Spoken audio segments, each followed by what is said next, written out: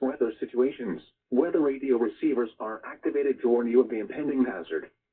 A test of the system is conducted every Wednesday between 11:15 a.m. and noon.